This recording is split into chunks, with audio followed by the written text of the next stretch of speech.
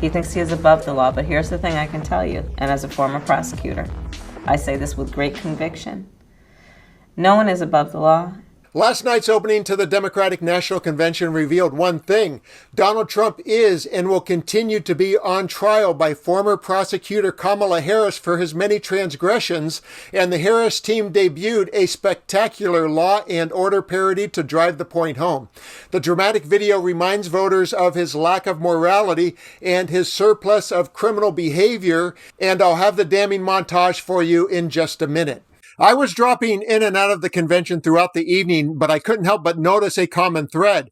Democrats are lining up to take their shots at Donald, and their trump card is his criminal character flaws, his convictions, and his contempt for justice. Let's explore a few of the convention highlights that I think reveals a strategic directive to beat the drum of criminality early and often, and then I'll share the law and order video that is so well done, it should be illegal. U.S. Representative Jasmine Crockett of Texas kicked off the DNC Law and Order Night with a scathing comparison. So let's compare their resumes, shall we?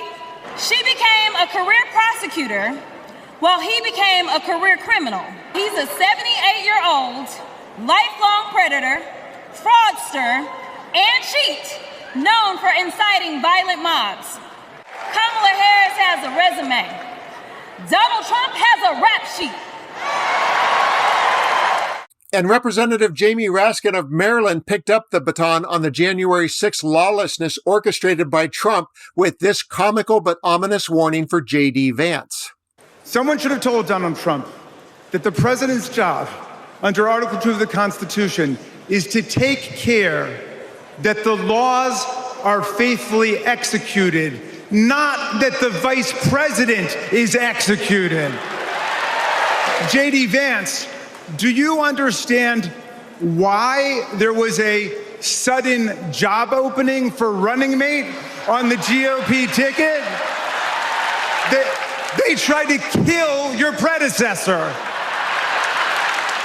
And before I play the Law and Order parody, have a listen to Hillary Clinton's reminder of Trump's rap sheet and watch as she pauses and smiles because the crowd spontaneously breaks out into an iconic chant that you're likely to recognize. Donald Trump fell asleep at his own trial, and when he woke up, he made his own kind of history, the first person to run for president with 34 felony convictions. As Vice President, Kamala sat in the Situation Room.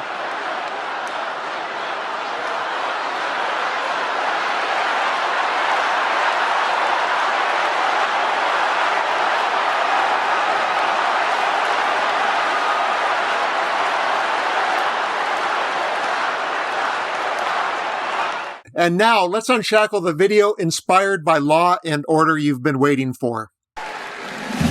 In the criminal justice system, the people are represented by two separate yet equally important groups: the police who investigate crime and the district attorneys who prosecute the offenders. This is the story of Donald Trump. His entire life, Trump has believed he's above the law, that no one would ever dare hold him accountable. He lies, he rips off workers, he sexually abuses women. Hey, when you're a star, they let you do it. You can do anything. He cheats in business. He cheated on his wife with a porn star and paid her off so the American people wouldn't find out during an election.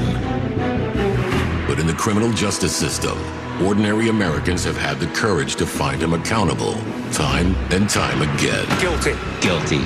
Guilty. Donald Trump guilty on all 34 felony counts. For the first time in history, we have a convicted felon running for president.